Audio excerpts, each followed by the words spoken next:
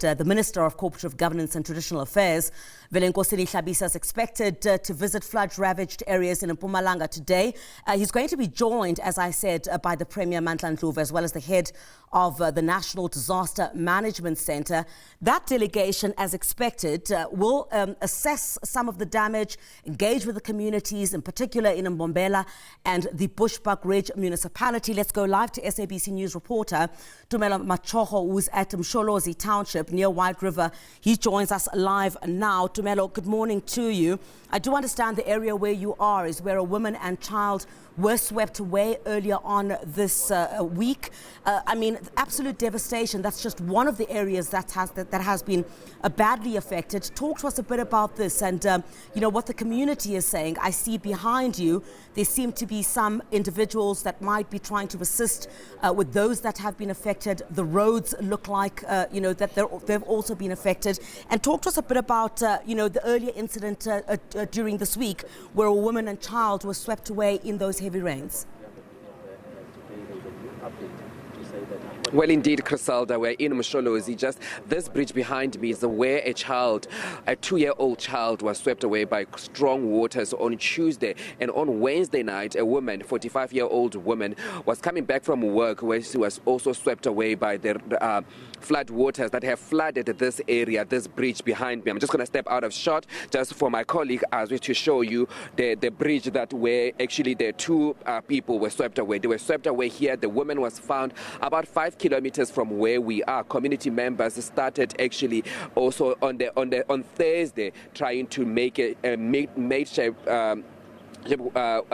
bridge so that people can actually just cross here on this bridge. Also now they have closed some for the water to actually start to come into this area, but also construction seems to be ongoing now to actually ensure that they will be fixing this bridge here to ensure that people can actually resume coming back to this area, and also to actually communicate with other communities to actually come to this side of Msholozi and to actually also go back to on the side of Msholozi, the top part of Msholozi. We understand that the minister will also start his trip here at around 11 o'clock this morning. He will expected to start here, where he was expected to get a briefing from the provincial government and also to come here and see the families of these people that have been affected by the rain that has been ravaging this part of the province and also affecting a lot of communities, and a lot of people in the province have been hugely affected. We're talking about a number of villages that have already been cut off because of the infrastructure damage that has actually taken place in Nkomazi, in Bushbuckridge, where actually the ministers and the provincial government, they will be going there to actually ensure that, they bring some kind of assistance to these communities. But let's now bring in the MEC of CoGTA in the province, Mr. Speedy Mashiro. That day you just arrived here.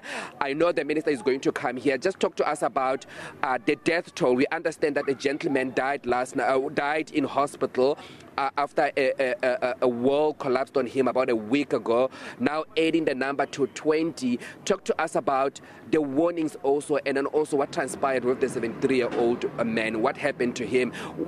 Was his house was a mud house? Why did the wall collapse on him?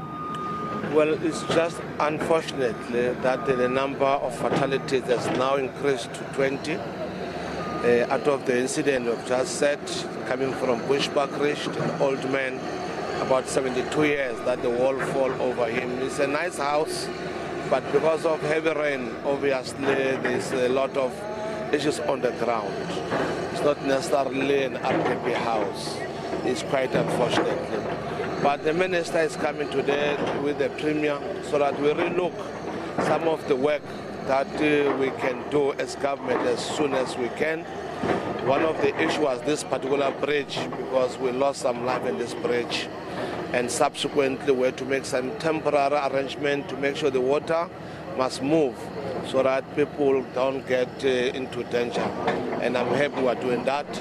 There are about 5 bridges in this area that require urgent attention, and we'll, in our report that we are presenting to the minister and the premier, we do mention that. We believe we'll have to start with imminent about this bridge to construct it so that it's at the level where people can easily use it. You can see combine the two villages, that side and this side, And when come this side, you are going to the main road. So this is a huge challenge. We need a lot of resources. We've made some calculation yesterday. We need about 2.1 billion, on the face value to start doing some work. And we hope our minister will help us and the Premier shall declare disaster in a short space of time. Also, this is a huge amount of money, and obviously this is also it's going to take a long time to recover for this community. Talk to me about the extent of the damages, especially in Bushbuckridge area. We've been seeing clips of communities being completely washed away there, where we've seen people saying that they cannot access roads, they cannot access other villages, towns. The same is in Nkomazi, where villages also have been cut off completely. People are without electricity, are without water. Talk to me about that. Obviously, we need money now, and as a matter of fact, we are aware we might not have the money immediately. But of course, we need to start to work. One of the key issues is the road. We have drawn in public works here, we've drawn in municipalities. We're going to start to do some work so that we can make those areas accessible, in particular your school, the hospital, clinic, and the area where people must be able to go. That's what we're going to do it as a matter of urgent. This is a construction work. You're not able to do it when it's raining. It does not make, in a sense, will not make any progress. So one way or another, we'll have to wait, for the rain to subside, and we'll get worried when we always go to level 10, to level 9. We may understand until next week Wednesday we shall have this particular rain. But of course, where we can start working, we are going to do it. We can't wait until that time. I've been in Nkomazi, I've been in Bushbuckridge. I have seen myself, the area is not good. We'll be taking the Premier there and the Minister to see by themselves. But I hope we'll find some solution. That they also talk to me about, the immediate relief for communities. People want food, they want to eat, they want access to water, and they want access to I know you were talking about roads, but they want access to electricity. The immediate things that they will have to use now, because obviously if your house is flooded, you need blankets, you need to be warm.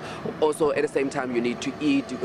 But also people now, it's wet, they can't even use wood to make food and all those kind of things. And even now they are running out of food because now it's been raining for almost 2 weeks. Well, we've met ESCOM. I think ESCOM is on the ground to respond so that we minimize the damage and the challenges we've just mentioned. Secondly, we've put the team together. Give of the givers, they came on board as well, so that we can start to present those items like blankets, the food you have mentioned. Yesterday in Nkomazi, I was told some of their meal or maize is wet and all those things. So you can see a lot of damage has happened. We have now established some centers where we ask them to put some soup, kitchen soup and all those issues, so that we can make life going.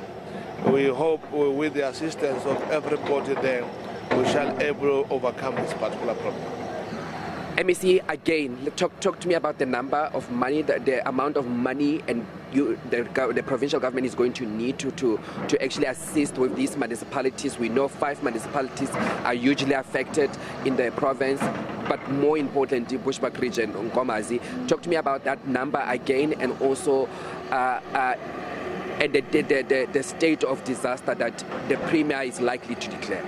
Look, at the moment, the report stands at 2.1 billion. That's the assessment we have done.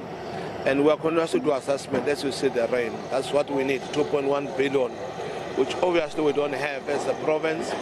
But as I said, the coming of the minister will make, there was an arrangement that the Premier do the disaster immediately, then we can access those resources in terms of the act and the law of the country. MEC, thank you so much for speaking to us, and I know it's going to be a long day. A lot of people are going to be expecting, help, especially if they're seeing provincial government, national government come into their community. They're going to be expecting immediate relief, and they are hoping that that is going to be the case for many of these communities. Griselda, I'm just going to quickly bring in community member here just to talk to us about, obviously, that you guys were upset when this incident happened, 2 people dying in 1 week, and you told me the last time we spoke, you're saying that you've been asking for these bridges to be done a long time ago. Yes, thank you. Also, greetings to the viewers. I'm glad that the MEC today is here. And after the incident, we sat down to say, let us not go to the road, but let us sit down and see. As you can see, the construction has begun here. It has started. So we are, at least our hearts are beat down, and we are grateful to the MEC for appealing to our call when we say we are angry because there's no breaches. So the temporary measure has been imposed in place. So by Monday, all the breaches will be started to be built. Thank you. Thank you so much for speaking to us. That is one of the community members here in Msholozi. You know, they've been concerned about these bridges that have been affected, especially because of the two incidents that just happened this week where a 2-year-old child and a 45-year-old woman were swept away by flood waters at this bridge just behind me. Criselda? Tumelo, thank you very much indeed. Live to us from Msholozi, just outside White River. And that's, of course, where a woman and child was swept away by those floods.